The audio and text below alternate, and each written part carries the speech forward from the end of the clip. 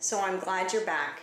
And as we continue the conversation about assumptions and transition into generous assumptions, I thought we'd do what I call a litmus test. This is something I've used on myself quite often. And it's really how I was able to make the turn, make the shift in the stories that I would tell to fill in the gap between what I know to be true and what I don't yet know to be true. Because remember, it's so easy, at least for me, I don't know if you're learning this, but I'm learning this about myself, that it's easy to fill that gap with a story that's based on the negative, more of my insecurities and my fears, and it takes quite an effort to move into filling that story with something a lot, well, let's just say healthier. And one of the things I've learned is to put this story before me and figure out, where do I see myself? And so I want to share that with you. So I want you to imagine there's a father, and he has two boys who he loves very much. And he goes to take them fishing, and he gets them each a fishing pole. And so here they go fishing with their father, and as they walk up to the water's edge, one boy walks over to the right, the other to the left, and they're about to cast out for the first time. So the boy on the right, he's got his pole, and he's so excited, and he grabs the line, and he looks at his father, and he says, "Dad, will you help me cast it out?" And his father looks at him and says, "You can do it." And he looks down, he grabs that line, he holds his breath, and he throws it out.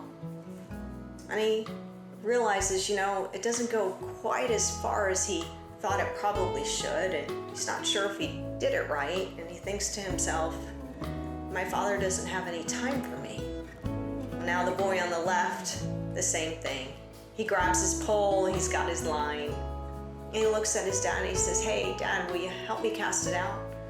And the father looks at him and says, "You can do it." And the boy takes a deep breath and he throws it out, and he sees it gets to the water.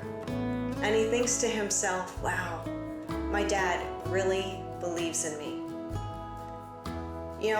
Where do you see yourself in that? We're about to transition into generous assumptions. But the key is here, before we can believe generously about others, it begins by believing generously about ourselves. If you're the boy on the right and you're tearing yourself down and there's criticism and you're not quite sure if you did it right, and yet the father is right there and there's still a belief he doesn't have time, the likelihood is this is going to be an area of struggle for you.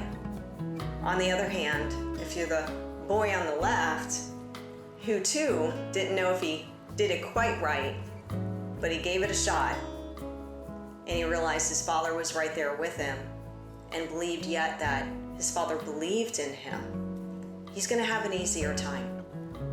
Generous assumptions bring unity. Sometimes a generous assumption may not be right, but again, sometimes it's how we handle it. I learned a long time ago, and I'm still learning how to do this, that it's better to be kind than right. It's about the relationship, and assumptions have a lot of influence on the relationships that we have. But again, until we can believe generously about ourselves, it's going to be very difficult to believe generously about others.